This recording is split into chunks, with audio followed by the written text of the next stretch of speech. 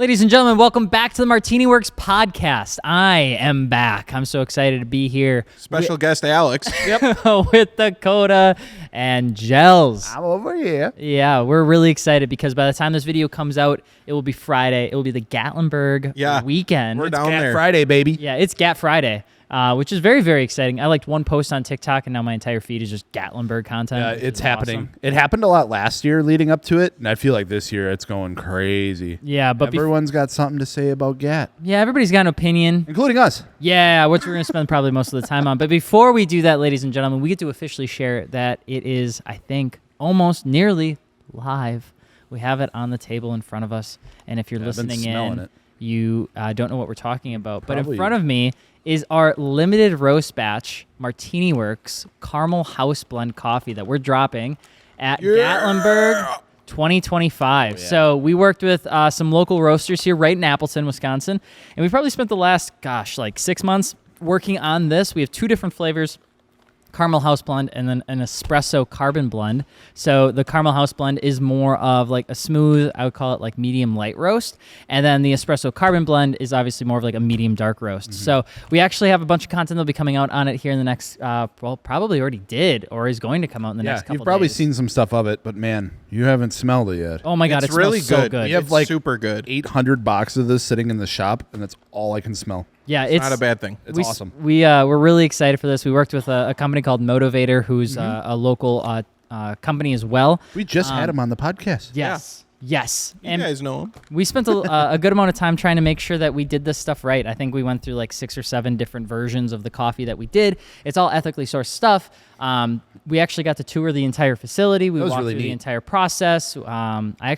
I think I actually packaged almost half of the Caramel House blends. So Damn, put you to work. with Maria, who was helping on the line. So it was actually super, super fun. I've always wanted to do something on the coffee side of things, mostly just because we talk so much about car parts. And cars. But like I wanted to do something that was kind of like adjacent to everybody that does enjoy cars. And I would say a good amount of folks are coffee drinkers. I was going to go into tequila business, but that's expensive. Dwayne The Rock Johnson's already got such a strength. Yeah, he's got a big stranglehold on that. So does like anybody that's got a touch of gray in their hair. Yeah. It's like George Clooney, tequila brand. The Rock Like, has no hair. So Rocks don't have hair, Joe. exactly. Anyway, good tequila. I like it. so, but if you don't want tequila and you want coffee, we have it. And it's really sick. And I'd really love for you to give it a shot. I think I broke him for a second. I needed a couple seconds to like reload. I was stuck on the pause screen. I heard like the dial-up tone. Yeah. Coffee's really good though. Like it turned out amazing. There's a lot of work that went Yeah, into I know this. it's such a weird thing because I feel like so many people have like done coffee and it's always like, oh well, they just rebranded this, and it's like, no, it was a lot more than that. It was a crazy amount of work to go through. It was and so cool we were able to have it made in Appleton. Yeah. That's awesome. Yeah, that was a big thing for us is like we wanted to do it local. Then we wanted to make sure that like the beans that we sourced it from were local. So we went with, there were 3 different types of blends you can go with. You can kind of go with a commercial grade. You can go with a premium grade, and then you can go with like a plus premium grade. And we went with a plus premium grade, which coffee means shop grade. we go through a different group of farms and growers in Central America, mostly because a lot of beans require high elevation and very particular weather to grow. But we got to hold these beans with our very own 2 hands, and then we got to watch them get thrown into a machine. There's a lot of machinery. And we got to see them get toasted up to 910 degrees Fahrenheit. It was all a very quick process. It was really neat. Then we got to play around with how much water was getting added to this one versus this one, because actually when you go and you roast something and you go to add in water after the roast, right, it absorbs, and depending on how much water you put into it afterwards can actually decide on how strong, how concentrated, and how balanced the flavor of the bean actually comes out. So it was really, really fun. It was actually a whole process. I'm just rambling about coffee now, but I'm really excited for this. It's like a cool It's super cool. We've never done anything like this before, and I think bringing something like this to Slammedenuff Sevierville, Gatlinburg, is really special. And I really love that we've really introduced like the Wisconsin aspect into a lot of this stuff. Like there's even just looking on the side here, roasted with passion and pride right here in Appleton, Wisconsin. Some of the merch that we're gonna have has Appleton, Wisconsin on it. And I really like that because Like you said, a lot of people think we're from California. Dude, every time. We're not. Every time we travel, they're like, "Oh, so you in? Must be a long trip from Cali." Yeah, you guys are in Cali, right? It's like, no, and they're like, "Oh, Florida. We see a lot of people move down there now too." I'm like, "No." They're like, "Texas? No, Wisconsin." Yeah, we have a lot of. I mean, by the time you guys are watching this, I mean, hopefully, if you're not gonna go, some of the apparel will be already on the website if you'd like to snag some, because it's absolutely banging. We spent a lot of time on this too, but we have Slam Sevierville event tees, and then we have 2 different exclusive designs that we're kind of just dubbing the Senna tee and the Datsun tee. And you can take a look at them. They'll be on the website. They look absolutely killer. Both of them are in retrospect to 2 vehicles that we're bringing to Slammedenuff Sevierville. Yeah. One of which you guys may have heard of, which is that Datsun 240Z, that Series 1 that we're bringing back to life for Chad and his family that they owned for 50 years. And then the second one is our very own. We can finally talk about it now. Hiding in the back there is a bunch of boxes. Pro Formula open wheel race car called a PFM. Crazy. Yeah, I bet none of y'all guessed that.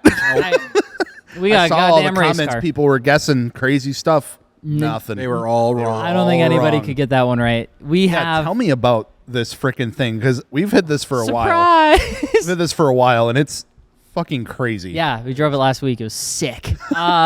So we are now the proud owners of a right around 2015 Pro Formula Mazda, which is an open wheel race car that now would technically race in the Formula Atlantic Series of the SCCA.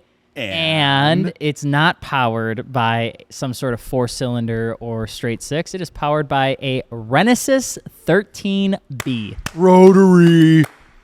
Hell yeah, baby. Straight up. You guys want to know? Hell yeah. You want to know the first thing we did with it when we bought it? Fucking flooded it.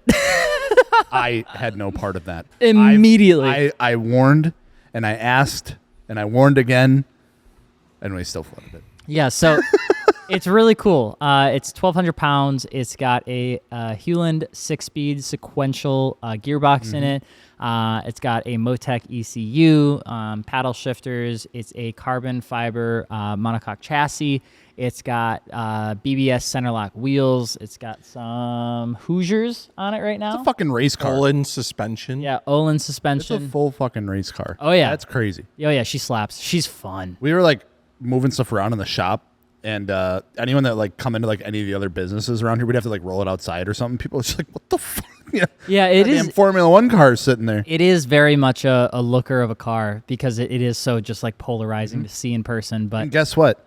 You can see it in person if you're going to be at the show, because it's coming to the show. Gonna be in the booth. Yeah, it's going to be debuting at the booth, so you'll have to check it out. We're putting some stickers on it, and we got a whole new thing that we're pretty much announcing, kind of adjacent to MartiniWorks, which is just called MartiniWorks Racing, which you'll start to hear a little bit about as we go into the winter months. But essentially, a group of the guys here at the shop are super dedicated to sim racing, IRL racing, drifting, even like the truck side of things and the dirt side of things. And we wanted a place where we felt like the team could kind of share that passion in a place that MartiniWorks could then like support it. And so we're really trying to create a space where we can almost put all this stuff under this like makeshift racing team, which because we know we're going to lose money.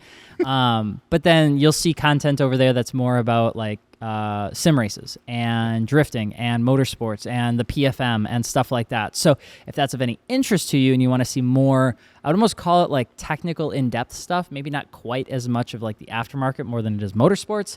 That'll be over at MartiniWorks Racing. So it's super kind of a cool thing. Yeah, if you want to foot race me, you can. Yeah. Yep. Open to foot races. I don't want to foot race. I jumped off the PFM for a photo and my knees hurt for a day. Yeah, they keep asking me if I want to get in it. I don't want to go. Not a big deal. Getting out. I think getting in it might be a big deal.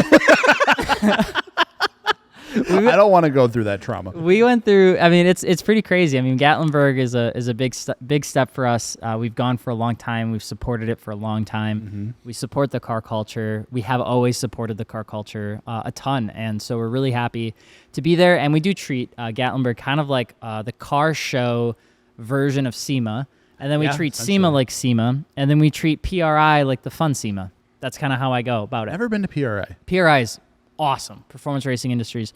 Where is it? It's in Indianapolis, the home of speed. Nice. But that's a great. iShow Speed lives in Indianapolis. Yep. No. Oh. No?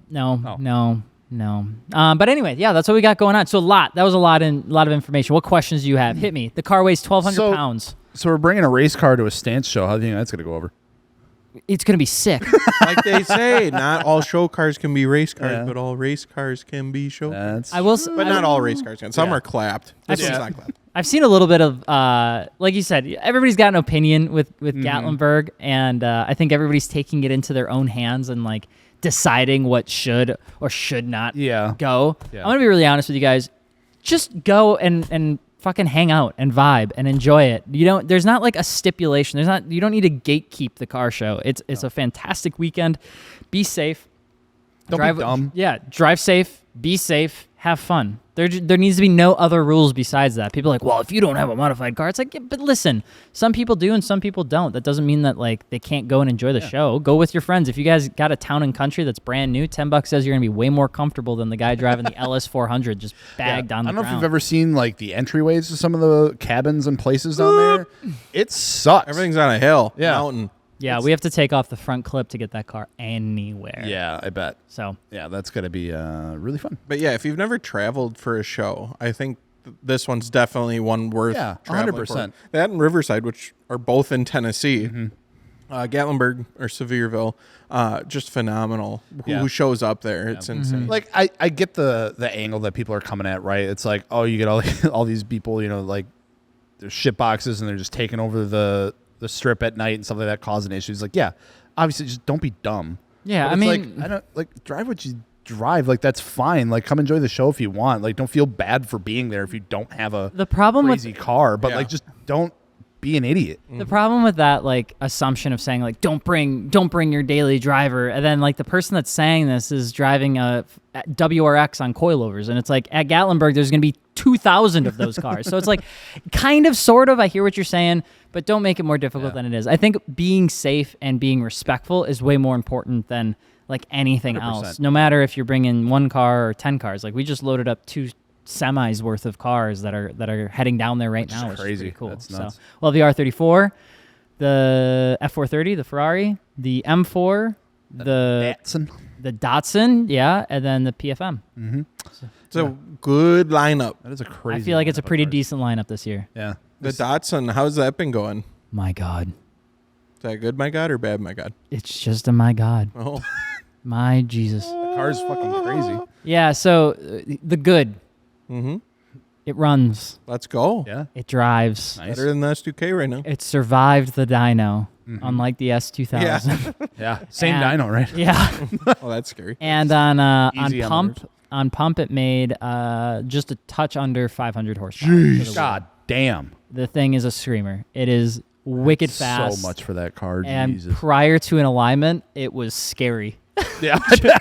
We drove it to and from the alignment, and I tapped the gas, and the whole car like crab walked, and I'm like, okay, no, we're just gonna get the alignment shot. Yeah. We're not gonna mess with anything. But it's been so cool. I mean, we just finished it up. I mean, really, we were putting the buttons on it on Sunday night. Just last weekend. And that was last night, by the way. I know. I'm trying to frame it for them, not us. We put the fender mirrors on, we realigned the hood, we put the bumper on, we put a new tensioner on. It still squeaks like a baby. Yeah, what's going on with it? It I does don't have know. an gnarly squeal. I'd have to fix it. Belt sizing is such a bitch with different engine setups like that. It's such a... It's like I don't even know if like I need to go down in size. I don't think I need to go down in size. I think like the whole thing is just not tight enough. I think I need to like move. I feel like it might be too tight. You think so? Yeah. So because sometimes it could be like too tight, and then it's like it's binding up almost. Maybe it could be doing that because I did tighten the fuck out of it. Yeah. You started it up, and I was like, Yeah. So that's not good. That's what's not going well. And then the front lights, the front fog lights, the bumper is in a good spot, but because everything on this car is old and nobody makes anything anymore, getting our fog lights to work and fit properly means one of the bolts can't be used, which means it kind of doesn't have the greatest placement. But besides that, it's running, it's driving. Sounds gnarly. Insane. The little cam in there is absolutely incredible. It's such a cool car because like in the state right now, obviously it's like, a little beat up. It's patinaed. Yeah. Right? It's like, oh, it's an old Datsun. That's some nice wheels though. Sits nice, and it's like you walk up to it and you see like a full cage and fuel cell in the back, and then you're like, oh. And then like you kind of peek around the back, and the entire underside is brand new with like complete custom suspension. And you're like, wait a minute. And then you pop the hood, and it's just a fully built fucking RB26 with a huge ass turbo. Mm-hmm. That Life thing's is good. sick. It was really fun. I kind of told you we took it over to our alignment shop over here, and you had like the bumper off of it yet, and the hood was off of it yet, and you were behind me when we were rolling down the road, and I'm like, dude, this reminds me of like it looked so much like the scene from Tokyo Drift when they were like shaking down the RB Mustang, and they had like the hood off and everything. Dude, it looked so. I'm like, dude, that literally looks like that fucking car. Like that's crazy. It was so cool because we finally got it put on the trailer, and I was so happy to see it on the trailer because it's been a lot of work. And a massive shout out to the people that have helped. Carl from Lindgren Supercars. He had 3 people on that car for 9 days straight. To sort out the dyno issues that we were having with that car. I mean, we had so many issues with that car, and they just did not give up. And then Jackson as well, Jackson Hazen, he's over here in Appleton.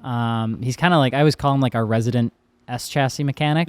But he is just like, he's a jack of all trades, and he helped me out a ton with getting some of the stuff sorted. Like, he's very creative in terms of making things work and fit, and that bumper would not look as good as it does if it wasn't for Jackson. Yeah, he put work in on that bumper, making her. Yeah, he worked like a full day, and then would just come in here and work another full day, and then go home and work another full day fixing his own shit. Yeah. So it's been a lot of work, and we're really happy to have it down there. But none of that matters more than Chad, the previous owner. We're trying to get him down to see it for the first time. And our hopes are that he can come to the cabin to see it, to kind of unveil it, to start it, to sit in it. And hopefully I'd really like to get him to drive it if he feels comfortable. Be so good. Because it'll be the first time that car is driven in, I mean, I want to say just short of a decade. So, I mean, it's a 50-year-old car in their ownership. They didn't have it driving for the last like 5 to 10. So it should be really cool. Like, it should be a nice full circle moment. Seeing the car on the ramps was sick because I kind of looked at it and I want to paint it. I do. Yeah. But it's gray on gold wheels, and then we put the Ferrari on the trailer too. True. Yeah, and it's similar, gray on gold wheels, and I'm like, looks kind of sick. Looks kind of cool. I mean, you can repaint it gray. That's okay. No. I feel like it's not like it's in bad shape. It's not, honestly, it's not terrible. I know it went through like a ton of like on the underside and stuff had like a lot of like rust repair and everything like that. So it's like like super solid. Like there's no rust or anything on it, which is really nice. But yeah, the outside, it's like it looks right for some reason. I don't know how to like say it. Like it's just touch of gray. Yeah, it's got that George Clooney action going on with it. You're like, it works. I'm really excited for it. I want to get some miles on it. We're down in the mountains. You will. The Ferrari it's running super nice now, which is fantastic. So I'm really excited to have that down there for the first time this year, like running properly well, because I think that'll be really fun too. Yeah, it's cool because we get to pick out an award again this year. For like, best story. Best build story. Yeah, which I'm glad that we can bring something to our booth too that has a really nice story attached along with it. And I think you have some videos explain that on your own channel if you want to see the in-depth story of the Datsun. It's really cool. A little bit heart-wrenching for the guy, and I'm excited for him to see it and check it out. And it's cool that we're able to bring it to like this national show and showcase it because it does have a good story. 100%. Yeah, it should be a really fun time, and it's been an absolute ton of work, which everybody, like you guys and the whole MartiniWorks team, have put in a ton of hours to make this year feel really special. And our goal is that we can always come back to these shows to make it feel special. So we're really excited to show you the booth. It's got sim rigs, it's got coffee, it's got a bunch of limited new merch. Booth layout. Yeah, it's got more carpet. No grass. I wish it had grass. A little bit of grass. You want me to bring the grass? No, there's a little bit of grass on. I can bring more grass. I don't want more grass. Why don't we bring the grass, and if we don't use it, we'll leave Sounds it like a guy that doesn't move the grass talking. Yeah, you ran away to Japan last year, left us deal. Yeah, that was real convenient. Yeah, while we moved 6,000 pounds of turf. Yeah, well, Somebody's got to do it. It was you guys. Yep. I can't help it. No one has to do it. Burn the turf. Yeah. Burn the turf. just- It looks cool. I just won't lie. melt. Like having cars at the convention center and like the GTT part. It was like a vibe, The yellow, yeah. the green, it contrast looks good. But moving that shit, hell no. It's going to be, I'm really excited for the booth this year. Yeah, me too. I think it's really gonna be excited. sick. I was really excited for it last year. I'm really excited for it this year. I'm really excited for Continental Tires. Yeah? Yeah, the sponsor of the MartiniWorks Podcast. Ever heard of them? I have. Yeah, they're really good. We've been. Thank you for the little like ad libs. You're welcome. Yeah. If you guys are interested, go on over to MartiniWorks, filtered by Continental. Look at all the offerings that they have because they have just a plethora of sizes available for you guys, and then great options for whatever you guys need. All seasons, sport tires, winter tires. W words coming up soon. Check that out. The Viking Contact 8 is new this year. I'm excited for us to rip in the snow on that and really, check it out because the Viking Contact 7 was probably one of my all-time favorite tires. It's a good-ass tire. So actually, I'm going to judge the Viking Contact 8 really hard because I love 7, so they got to do something to make it better. We'll see. But yeah, check it out. There's a bunch of like warranty stuff that they offer with their tires, which is really cool. They won't leave you hanging. Continental has been a sponsor of the podcast since the beginning, and we love working with them because we love their tires. So if you're interested, check them out over at MartiniWorks.com. And thank you to Continental. Listen, I'm not even lying to you guys, even though this is definitely going to help me if you buy it. This coffee's so good. It's hot. Yep. It's also hot because coffee is warm. That's weird. Well, Warm Girls drinks don't are drink weird. warm drink, but you like iced coffee, right? I like iced coffee. Warm drinks are fucking gross. warm drinks are gross. It's weird. You're weird. Let's Hot talk. drinks weird. There's so many people out there giving tips for GAT. Everybody and their mother's got an opinion on what GAT should or shouldn't be. Uh-huh. We've been there for a while. Sure have. We also have been a part of the scene for a while. Yeah. Dare I say, long enough to have a good amount of experience, specifically in the car show scene. So now it's time for us to drop our half-baked opinion. Yeah, but like 3/4 baked, Okay. like a baked potato. Yeah, like a nice chocolate chip cookie. Like you're not mad that it's medium rare. Yes, that too. Okay. But these people are already at Gatlinburg. If they're listening and they're going to Gat, they're already there. True. Okay, so let's say you're there. Yeah. It's Waking Friday. up, you're waking up in the morning. Good morning. Your internet sucks. That's the first thing you realize. Yep. The There's second, scorpions in Tennessee. yeah, the second thing you realize is that if you got a shitty cabin, there's 100% some sort of large insect inside of your cabin, and you just don't know where it is yet. Or even a nice cabin, there will be big insects. in it. Yeah, also true. You're probably going to realize within the next 24 hours of listening to this podcast that bears being close to you, that's real. normal. That's a real thing. And Sasquatch does exist. Gels actually, I found one. he found one last year. You Dakota- remember that? Dakota and I went hunting. Yeah. Barely. Mhm. I kind of remember it. Why were you inebriated? No. It was just it was a traumatizing experience. Yeah. Yeah, we found out the little camera Dustin had. It had night vision. So me and Giles went outside and found a Sasquatch. That's crazy. All right, let's drop some real knowledge though. Number one, if you guys are going to the show on Saturday and Sunday, the line is astronomically long. It's a lot. It's There's a lot of people. It's a lot. Mm-hmm. If you want, get there early. My recommendation: get in there, Eat beforehand. eat beforehand. The convention food sucks. I can say that It's without a shadow of a just doubt. exactly what you think it is. It's the most garbage thing ever. And it takes forever. Yeah, and it's yes. expensive. We will not be selling finished coffee. We will be selling coffee bags that come with a free cup of coffee if you're interested. Exactly. Do your walk around, I'd say. Have some fun with it. Do your thing. Apparel, if you're looking to get something, especially like an event tee or something like that, though, and you're going both days, get it on Saturday. Yeah, they're gonna MartiniWorks, go fast. yeah, MartiniWorks pre-orders their stuff, so when we're out, we'll essentially just put it in the backlog, and then we'll do another order of stuff. But if you want to leave with a T-shirt, Yeah, if you want to go in, you got your cash ready, you're like, I want a T-shirt for the event, do it Saturday. yeah, do it right away.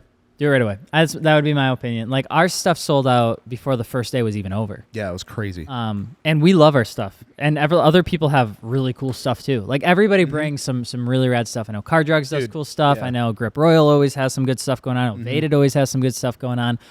And so there's definitely ways to spend money there. Oh, yeah. So good. The one Easter egg I'll drop, if you mention MartiniWorks, You get a wristband. get a wristband. Oh, yep. Be exclusive with that. Yep. Yep. That's it. That's it. It's all It's a you'll, cool little you'll wristband. find out. You'll learn if you know. Yeah. Talk to us at the booth and ask us about the wristbands, and you'll find out more. They're really pretty.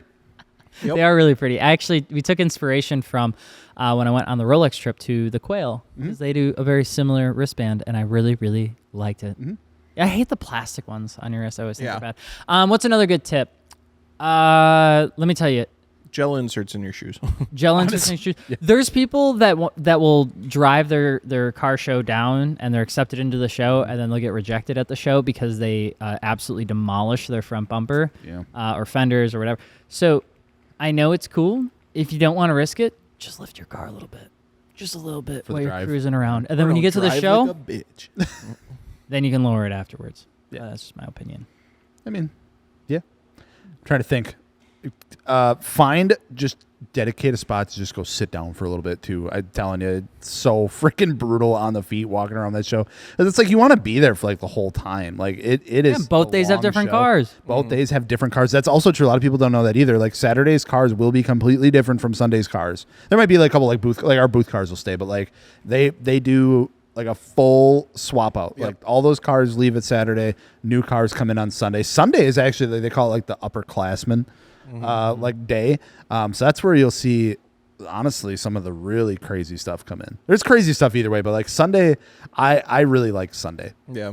Sunday's a good day. I will say probably another good tip that people probably haven't told you yet. Everybody always looks in the front lot to see the cars that are outside, the parking lot, things like that. Go behind the convention center. Can people go back there? Yeah, people walk back there all the time. Okay. Yeah, you can walk back there. You'll walk across the side of the building, and you'll see a lot of like staff and vending vehicles that are parked up back there. There's some really cool stuff that's back there like every single year. Like this year, the 430 will be back there because it's not in the show. And I don't want to park it up front. I just want to get in and get the hell out of there when we're all done. But there's some really cool stuff. I know like the haulers, like people bring like their truck and trailer, and there's some people that got some pretty dope trucks. If you're a truck guy, you'll see some really cool stuff back there. What else? Dakota, what do you got? Talk to people. Go around. Yeah. There's a lot of cool stories there. People are showcasing their vehicles, so they'd love to tell you about it. Ask questions, meet up with people. We have people coming from all over the country to go to the shows. Like one thing that's really cool this year is Crispy's going to be there. He's going to be filming, which I think is super neat. He's going to make a banger fucking video. So there's a lot of unique opportunity to have conversations with your favorite car content creators, maybe a car you follow on IG, any of that stuff. You know, come say hi to us. We're there to chill with you guys, talk to you guys, see you face to face. So, you know, take advantage of that. Absolutely. Yeah, it's a really cool opportunity because one of my favorite parts about, you know, going to like these shows and stuff like that is, you know, there's friends that we've made through the years of doing this, and it's like we really only see them face to face like once a year, and it's always at an event like this, and it's always so fun, like catching back up, seeing what they did different to the car. They got a new car, so yeah, like take advantage of it because it's a really, really cool opportunity to just like meet new people, see people that you haven't seen in a long time. What's your favorite? I think we've brought this up before. I'm just curious if it's changed. Yeah. We got a long drive coming up here. Well, I mean, we'll be there while this is out, but on the drive down, what's your go-to snack? What are you getting? You got to stay awake. You're leaving at night. Me and Joe's leaving. We're leaving butt crack in the morning. Early morning.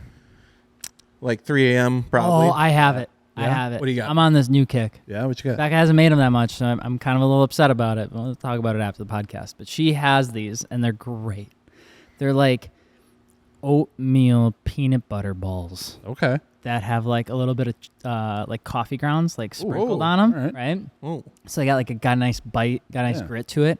Those in the mornings or like late at nights, they hit. Because the peanut butter tastes delicious, and then you got the oatmeal, and you got a little bit of protein, and then the coffee as well kind of gives it that nice little like zaza that you need in the middle of the night. So those are like my go-to. Anything that has like oatmeal, peanut butter, and then like something on top of it is just that's my go-to. A beef jerky boy, but I can't anymore. I'm like, I don't know what it is. What's changing? It's stuck in my teeth constantly. It drives me really? fucking insane. If I'm driving, I don't got a toothpick, I ain't doing it. So I'm skipping out on the jerky. So that's why I was asking for some tips. I usually go for jerky.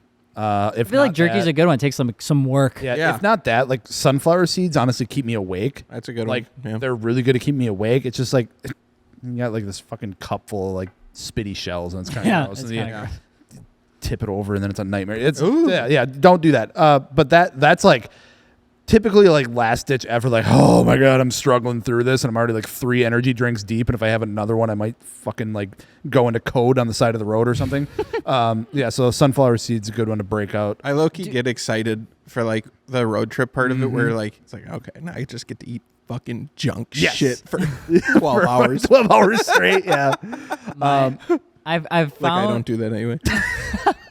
I know it's weird. It's probably gonna sound so basic, but Becca's on this huge water kick. Has been for like the last 6 months. That's but then cool, we got 'cause this. I can't do it. We got this. She's got this big old water jug. Nice. But we fill that thing to the brim with ice. Oh, and early in the morning on like late at night drives, like I'll do coffee, and it works as like a flavor thing, but it never really feels like it can keep me awake. So like I'll crack the window open a little bit, just try to get some air in there. Like ice cold water, drinking that at like 2 in the morning, 2:30. Oh, it's perfect.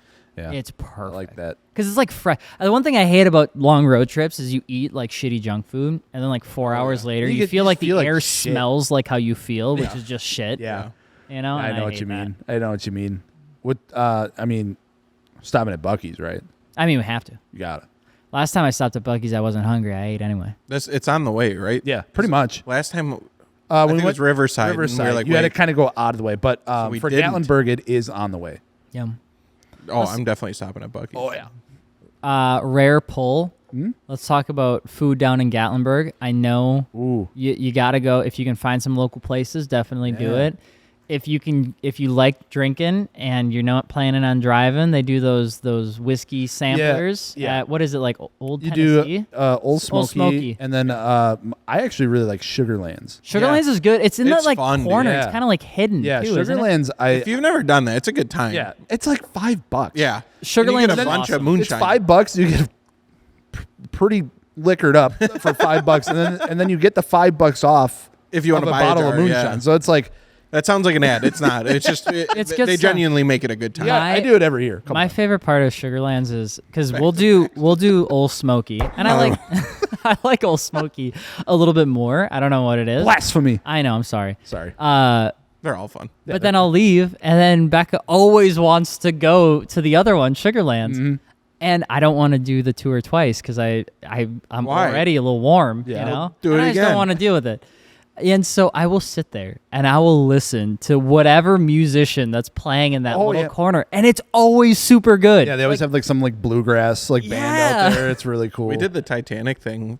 We one did year. that. Yeah, that was the pretty Titanic tour. They have like a big Titanic museum, and there's actually some cool stuff in there. And then like they had it where like you could like feel the water, and they have it at the same temp it was, and it was like holy shit. It's like cold. Crazy how cold it is though. Like it like hurts, and then they got the steering wheel and you spin it, and then they give you a character card, and you go through, and then you find out if you make it or not. I fucking died. I got fucking I think we all died actually. Yeah, I think most people. I think it's rigged. Probably par for the historical course, don't you think? Yeah, I guess. I just wanted to be the only one that lived. It'd be kind of fun. Someone lived. I mean, yeah, I'll keep going until I live. That's how they get you. Yeah, you get the rare pull of like, I survived. Oh my gosh, there's some really cool rides you can do when you get like downtown area that take you up the side of the mountain. Oh yeah. What? I forget what it's called. Anakista is our favorite. You ride like the ski slope thing, like the lift. Go up. There's the one that goes up the bridge. The big bridge one. That's really cool. I like that one. The Anakista one. That was the first time that we did it with you guys last year, and that was really cool. I love Anakista because every time I go up, I see bears.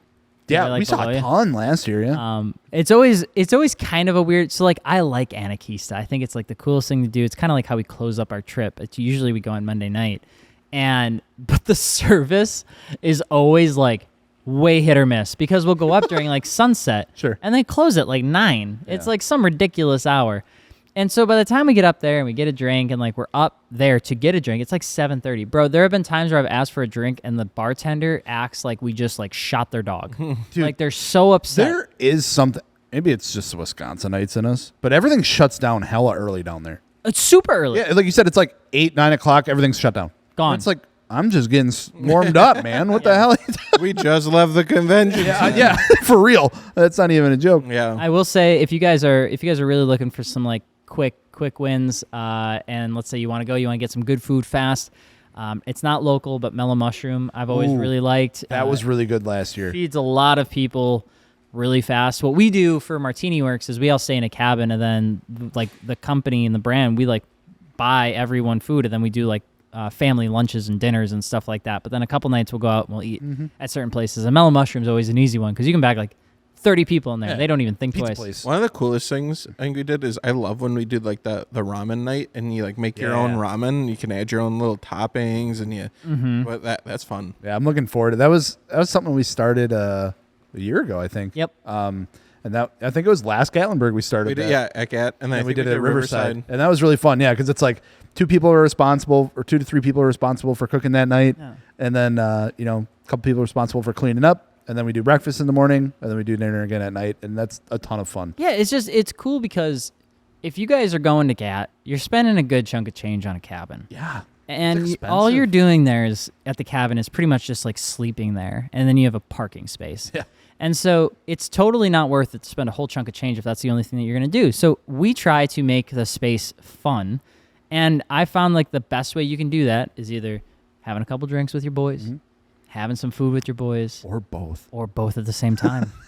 Shockingly enough, when you do that, everybody loves to hang out at the cabin. And it's super fun. The one that we stay at has a huge main entryway, tons of space for people. We bring some of our friends out on Saturday night after the show's over, some of our vendor friends. And, sometimes like I think last year, who was it that came over?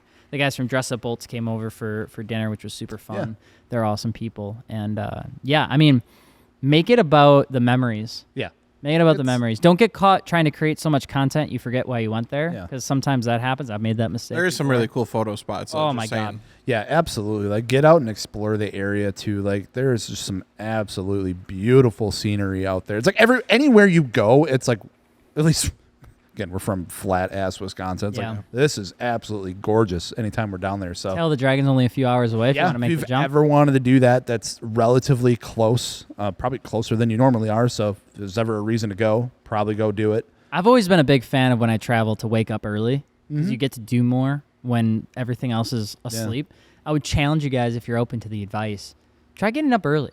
Start your day a little bit earlier in Gatlinburg and kind of see how it goes, because I feel like you can enjoy a little bit more before things get chaotic. Because if you start your day at 1 o'clock on Saturday in Gatlinburg, you're not going to like it. If you're just there for the night meets and whatever the hell goes on, you're missing out on a whole lot more. Yeah, like we cruise, we'll like check some things out. But for us, like we'll go cruise and drive. I think that's always the most fun for us is, as much as I love hanging out in a parking lot. Yeah, it's like we've been in a building 9 hours each day. I want to go drive the damn. Yeah, it's almost like we're gonna see you on Saturday and Sunday. Like we'll see you on Saturday. Get out there, drive. It's beautiful. Keep in mind that the floods and stuff from last year are still impacting some of those roads. So some of that stuff is shut down.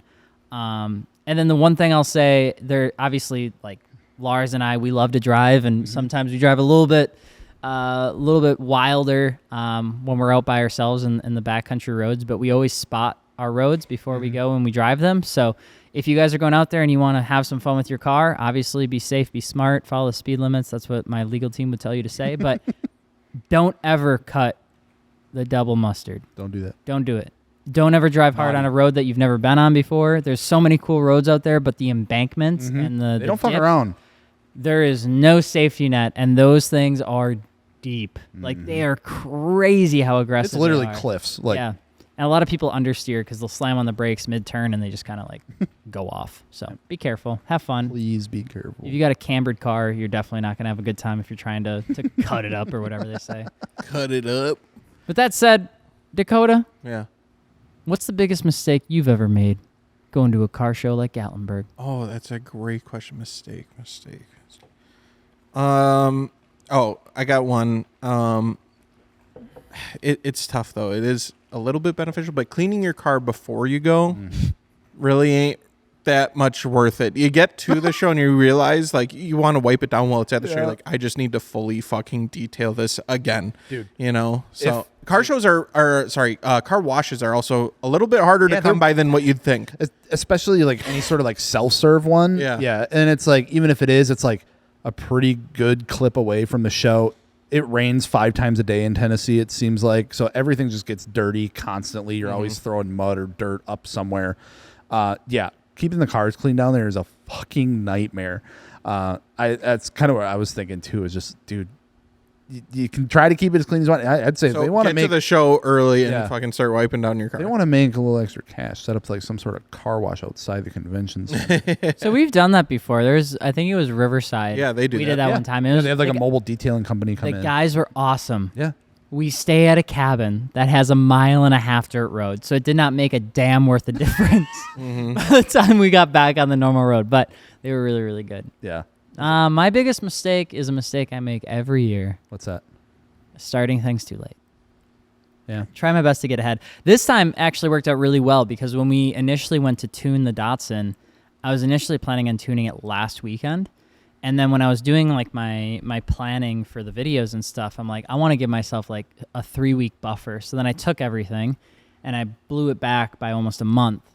And we finished it yesterday, or it would have been Sunday afternoon. So I'm glad I did that. Otherwise, we wouldn't be having this talk. But that stuff adds up because then when you go to Gatlinburg, because it is such a good show, I feel like sometimes people don't notice the little things until they're looking at it in like great detail. Like, oh my God, I forgot to bolt that. Oh no, that's not installed right. Oh no, I got to switch that out. Oh no, that's loose. I got to do. And the next thing you know, you've got 10, 12, 15 things you got to get done. So, Gels? Biggest mistake going to Gatlinburg? Oh man. Honestly, like pack some tools with you, like 100%. Luckily, like I wouldn't say it was a mistake, but we were kind of like prepared for it. And if we weren't prepared for it, I would have been probably kind of boned. Took the RX-8 down a couple of years ago, drove it all the way down, and a caliper like seized up on me. And we had to drive it back to Wisconsin at the end of the show. So we had to get it fixed. So spent like a whole day sourcing a part for that. Luckily, we had Dustin, he had the trailer packed with tools because we typically don't go anywhere without a majority of our tools with us just for those instances. And that can ruin a trip really, really quick if you can't fix your car that you brought to have a good time with at the show. So, or even in the area. So just pack like a little go bag of like, I know the car has like these sockets, like needs these sockets, have a little portable jack with you, just like an essential bag, throw it in a car somewhere, keep it with you. Cause you'd hate to go all the way down there, especially spend all that money, and not be able to enjoy yourself with your car. So for sure. That's good. Honestly, like a little portable air pump too. Huge. Ooh, portable air pump, portable air like dryer thing. You know that too. Yeah, that. Really well. Anything that you would see like, yeah, it'd be nice if I could have it. Just pack it. Which is a good segue because I do want to spend a little bit of time talking about how to actually prepare your car for like a Gatlinburg style car show, almost like awards, which is actually a really big thing because not everybody's going to win a trophy, but there are some like tips and things to keep in mind if you are wanting to do a good job this weekend. Maybe you're listening in. We'll give you some tips and tricks on how you can make your car look a little bit cleaner. But while we do that, we do want to give a huge shout out to our partner, Fortune Auto, an absolutely incredible coilover company who's been a part of this podcast for a good long time. Fortune Auto, they make modular coilover systems built for you. They're tried, true, and tested right here in the United States. They build them over in Virginia, which is actually pretty awesome. And of course, if you guys need something custom for your coilovers, they'll actually be able to do that for you. They ask you a few 2-3 questions to make sure that they're building them the way that you want. They're the same questions that we ask, plus to make sure that you actually are getting what you think you need. They have Fortune Auto 500s, which is their entry level. Then they have the 510s. And if you're getting into more of the motorsport side of things, they have 2-way, 3-way adjustable coilovers, which are fantastic for really dialing in your compression and your rebound behavior, especially if you're changing tracks, you're going to different Laguna racing. Low speed. Yeah, it's all awesome stuff. And once you dive into that, it's really nice to have a set of coilovers that actually react to the inputs you give it and the things that you change. And Fortune Auto does a really good job at making sure you can feel it when you start changing those things around. So if you're interested in picking up a set of Fortune Auto coilovers, you can actually go snag those over at MartiniWorks.com. I want to say thank you to Fortune Auto for being a sponsor of the MartiniWorks podcast. Be right back.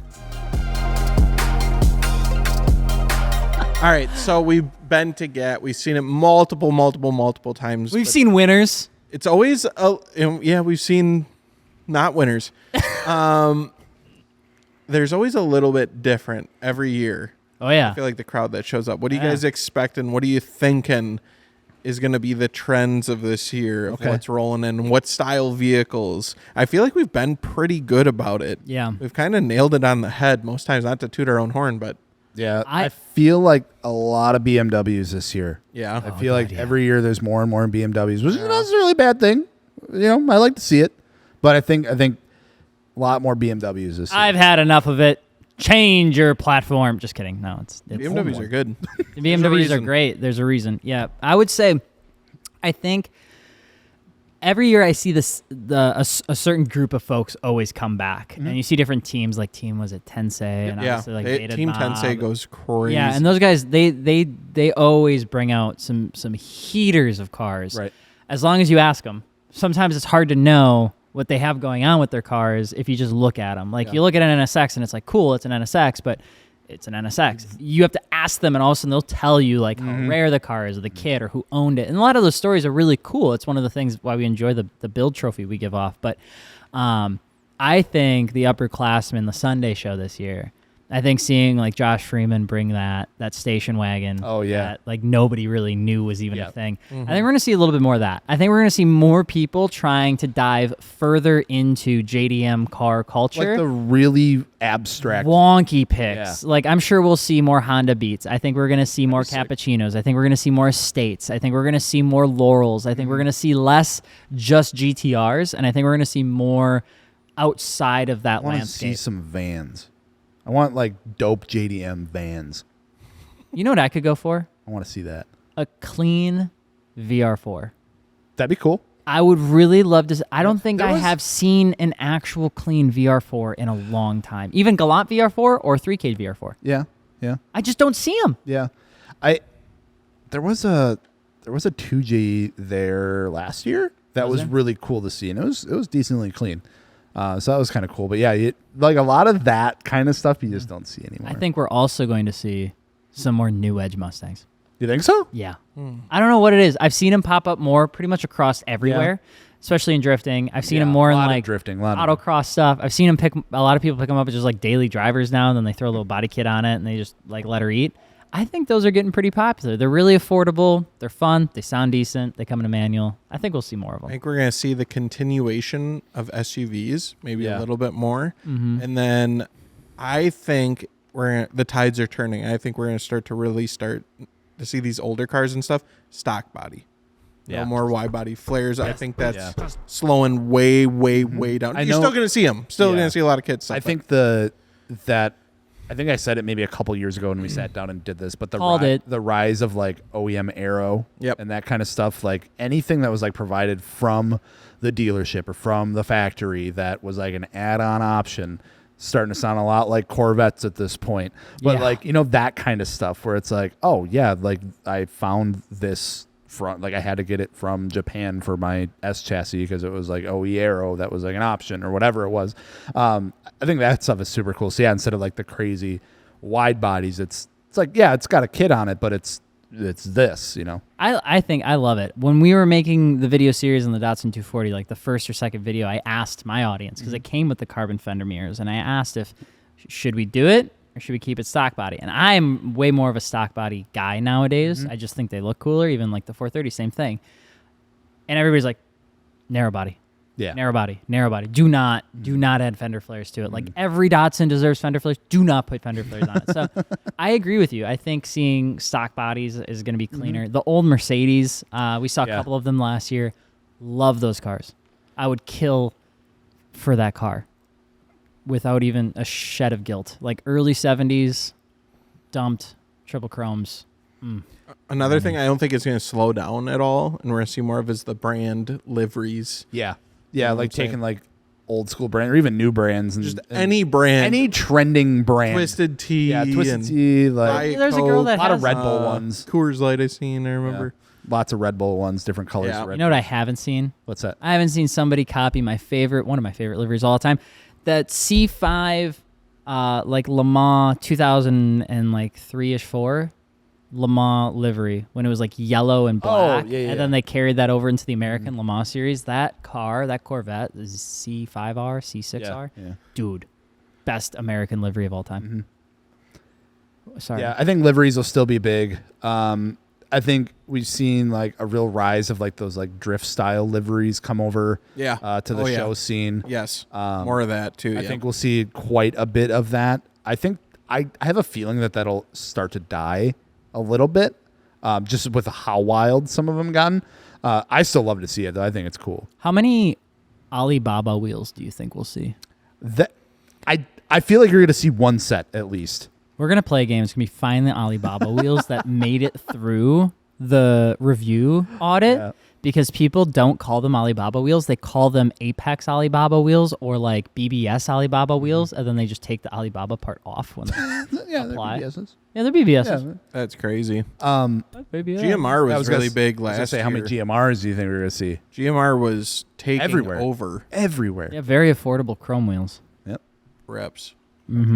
I one of the things I always really enjoyed when we did the the Japan Auto Legends show with Driver Motorsports a couple of years ago is, if you guys know Driver Motorsports, they are some picky people when it comes to the parts and their wheels, and rightfully so. And we also disagree with them, to be super transparent. Like, I argue with Chris all the time because he only thinks that a Work or a Volk or an SSR should be on any car from Japan, period. But what I did really like about that show when it was held at VIR was how particular they were about that. Like, all the name brands on those cars were always 10 out of 10. Yeah. There's always HKS, Gretty, Trust, Blitz, Michelin's and things like that. And it's like, I like that. Yeah. I think when people spend time, put money on, especially from like a show perspective, I think that if you're going to showcase something, you want to show like the best of something. I think it's cool. Yeah, 100%. I'm trying to think of what else would have been trying to think of, like what I've been seeing start to like circulate, like just what do you on, think like, social media. The car is going to be, the most car common of this year? car. Yeah. Ooh. GR86. Still. Yeah. Reigning king. It's hard to say that you're not going to see just a boatload of BRZs and GR86s and 335s. 335s. I was going to say, like, I feel like a lot of people scooped up like the new M2. Not like a lot, but like I feel like you're going to see a handful. True. Yeah. Because I even see like quite a few of them around here in Appleton, and it's like, damn, a lot of people did go and pick up that car recently. Think you'll see any? I feel like the C8 is such a popular one too. Yeah, but it's too old for the audience right now. That's what I'm thinking. Like, someone would have to go kind of crazy with it. I don't know if anyone really has. I think outside of like the Pandem, like wide body. I think there's been a couple there in the past, like, and they've always been like, that the Pandem kits and stuff, or Liberty Walk, whatever. Yeah, there's some fantastic cars there. I think one of the things that always kind of bums me out, again with like all the opinions kind of coming around, is they'll be like Camber or a stance car, be like, that's not a build, or people like start getting particular about like what defines a build. It's like, we need to reset.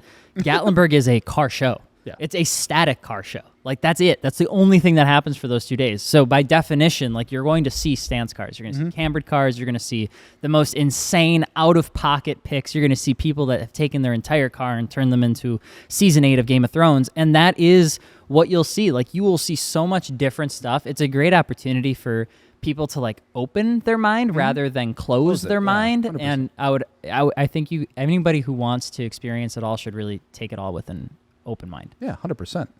Because if you go there and like, that was so lame, I can't believe that car won. It's like, well, go drive your car. You're gonna love it. You're gonna forget about the trophy in 10 minutes. Go for a drive and you're gonna love it. Yeah. Let's talk real quick about, if you are gonna be in the show, what are some ways that maybe you can score some quote unquote additional points, in the judging world? If you have something done to your car and you can't see it, find a way to showcase it.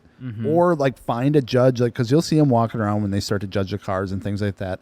If you know when that time's going to be, hang out by your car. If there's like something specific that like it's hard to showcase, and talk to them, show them that, because they have literally hundreds of cars that they need to go through. Yep. We've judged shows in the past. It's a lot. And it is a hefty task to take on. And you have a show this big with as many eyes on it. It's a lot to go through. It's a lot of weight on the shoulders of the judges. So they're trying to do their best. They're trying to get through stuff as fast as they can, though.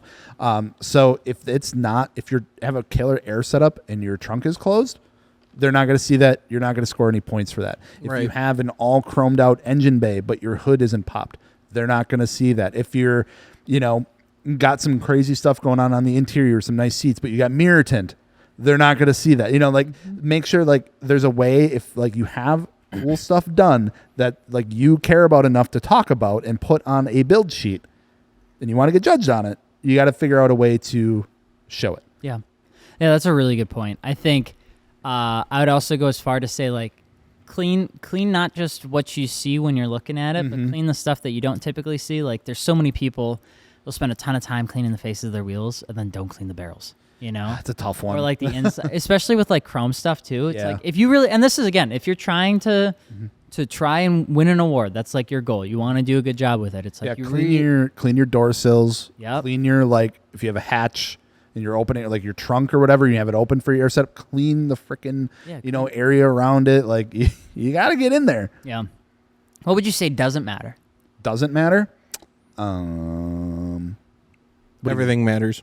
I think if you're trying to win an award, everything does matter. Mm-hmm. Yeah, it's 100%. Not you can have your fenders roughed up or I got one bent wheel. Nah, it all matters. It adds up, especially when you're going to a caliber car show like this. You're competing against people from all over the country. Yeah. So it's you got to be on your A game. 100%. Yeah, I wouldn't say anything you can just easily look over. One thing that I don't even know if I can say this, but disconnecting your battery. I feel like that's one of the requirements. But yeah. I don't think there's a soul that actually does it at the show. Yeah. We totally do. We all have different power. Yeah, I have an external battery on my car. You're supposed to come with quarter tank gas, and then once you park it in the show, you're supposed to disconnect your battery for the fire marshals. You can't even do that in some cars. Yeah, some cars you can't even do it anymore. And then you go walk around. Every other car has their RGB lights on. It's hey, TV's playing in the back. Yeah, so no one does that. So I'd say that doesn't matter. I don't think. All right, let's go. That's not advice though. Don't follow what I say. Let's build some. Let's just real quick. Yeah. Just for the funsies of Gatlinburg. All right, what you got? Hit me with it. What is a car that if you built a certain way, you think could win something at a show like Slammedenuff Gatlinburg? Oh, man. If you were to start over, right? You had infinite money and you wanted to build something specifically to win a show at Gatlinburg for 2025. What would you build? Oh my god, man, that's hard. It is tough. There's so many different options, right?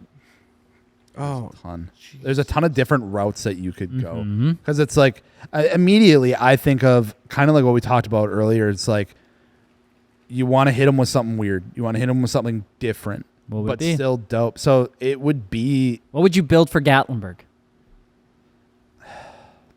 I'd build some sort of VIP thing. I think that's the route I would go, and that's a tough one too because it's a lot of there's a lot of Lexus, there's a lot of LS400s, there's a lot of I would say Centuries are starting to come out more and more. I got it. Yeah. What would you build for Gatlinburg? So we've seen a lot of the lowrider culture come to the stance culture, right? I would build a lowrider that came to the stance culture. Yeah. So it would be a lowrider, traditional, fantastic paint job and etching and stuff on it. But then I would have it more set up for a stance car. So rather than the small diameter wheels, small diameter tires, bigger wheels, better fitment, just lay it out. That'd be crazy. Yeah. Do something a little bit different that way. That would be sick. That'd be cool. That'd go really well. Huh. What about you, Alex? I don't know. It'd be cool too. I haven't seen one to bring a rally car. Yeah, to the an show. Actual, but an actual rally car and have it at the show. I remember the reason I say that is because I remember at Automotion, which is one of the bigger shows in Wisconsin. Battle of the Imports was a show inside the show, and what won that was a Subaru Baja. Oh yeah, with an STI swap. And dude, it was like 99% all stance cars that were there. But then what won the whole thing was this Subaru Baja that was done extremely well. Like it had a bunch of modifications, but then STI swapped. And I think it was just because it was so different. It wasn't your typical WRX or STI. It was a STI swap Baja. And that was so neat. So cool that I think it'd be neat to do something like that, 100%. Yeah, I think I would do something VIP, but like go find like something a bit different. So if that's like a weird wagon that we've never heard of, if that's like VIP wagon would be sick. VIP wagon would be so dope. But then we talked to like Richie and stuff. Like he has the Laurel that's got like all the custom engravings and like it was figuring out a way to do something like that where it's just like something that flows throughout the entire car and makes it its own. Yeah. Whether that be like chroming or some sort of like paint or something. I think that would be dope. Yeah. And I fucking love wagons. I think I would build a Lancia. Yeah? That'd be sick. Like a S4, like a Delta S4. I would love to get my hands on one of those. Doesn't have to be the full like homologation spec Lancia, but so many people go Japanese car. But I've been really trying to find ways to get like old European cars into the United States, and I think one of our next builds in the springtime will be an older European car that's older than 25 years, but Lancias are so cool, man. And there's that. You see them in person and you're like, my God, that is a gorgeous car. I think it was an S4 Evo when I was in Japan last year, literally around this time. And it was red and it had this 3-spoke steering wheel and it was hot. It looks so good. I remember there was, we talked to him, I believe, but he had I think he won an award. It was that tan Mercedes convertible. Absolutely gorgeous car. Yeah, he won Best Fitment, right? So I think no, not Best Fitment. He won something. It was some big, like it was a pretty one big of the four. Award that it was one of the four. Won. Yeah, it's such a good freaking car. Yeah. Yeah. So I get it. I get it with the old Euro stuff too. I think that stuff is definitely underrated because you brought that up a few times, and then like I've had to go like edit a video like for the short or whatever, and I'm like, okay, I'm gonna go pull some B-roll of like some old 70s like Mercedes. You can go get these cars for like $3,000, just dump them on some wheels. I'm like, that's exactly what these people are doing. Yep. They're going and buying like these fucking huge luxury Mercedes for like $3,000, and they're not in the best of shape. But you dump them on some fucking baller wheels, and they're so sick. I love them so much. Let's see what else. I feel like that's going to start happening with rally. It is the same way that like Time Attack has came into the car scene recently. I think rally and its arrows, like you get the roof scoops, you got the big old lights that are typically on the front.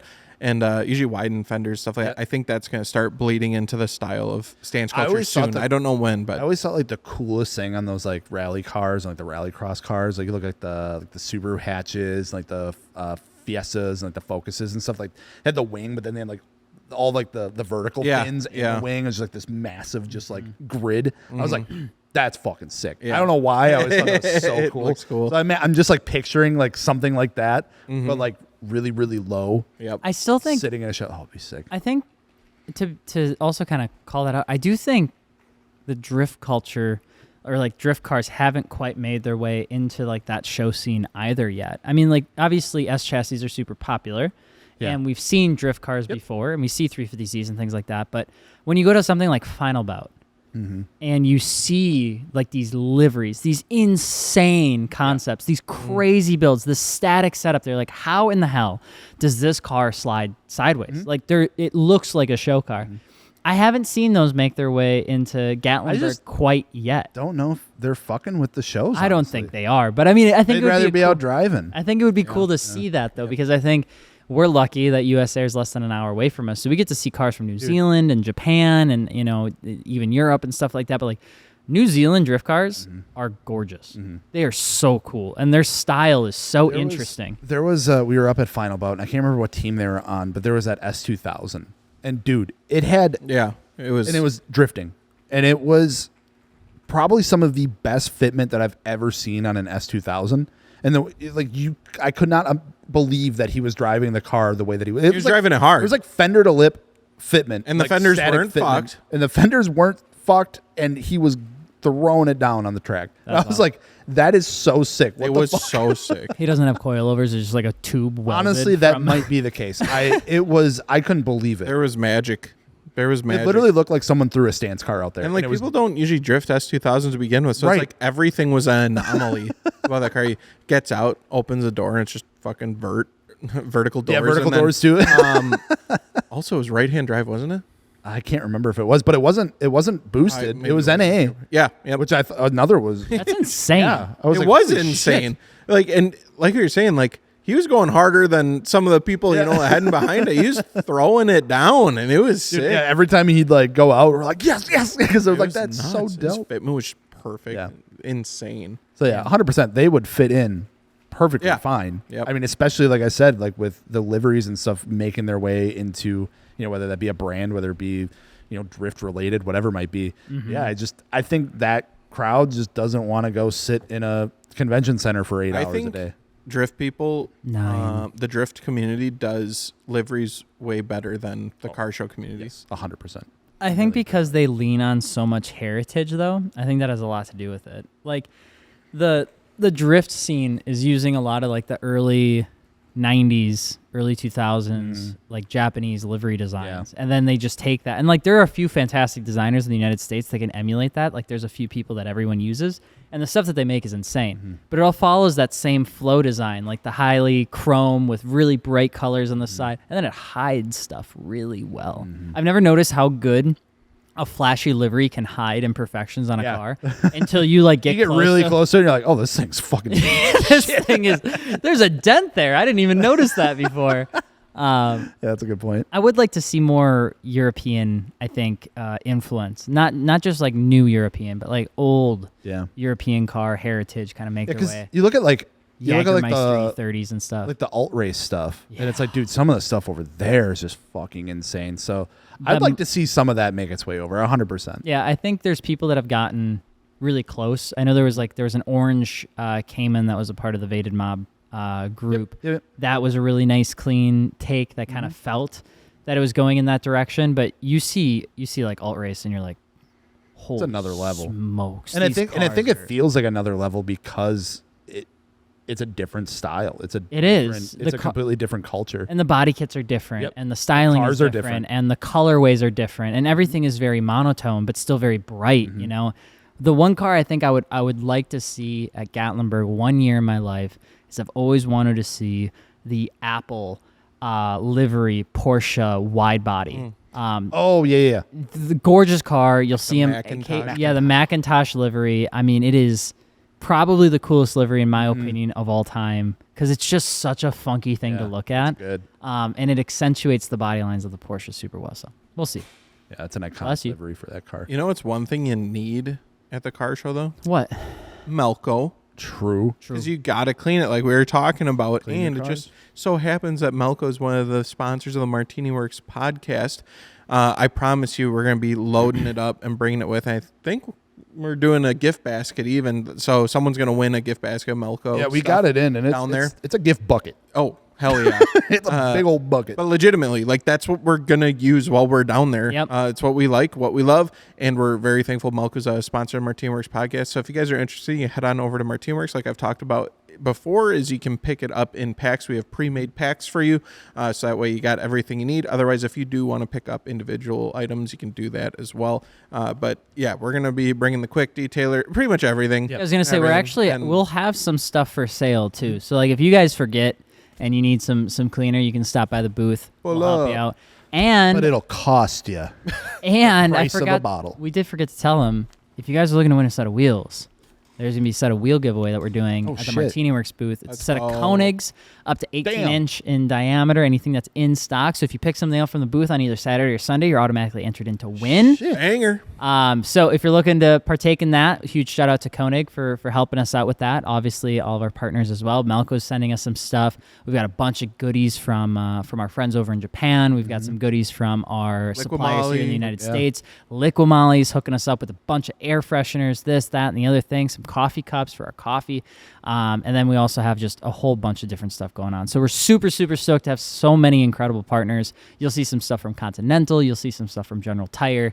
The booth should be an experience, and we're really, really excited for you guys to hopefully come by.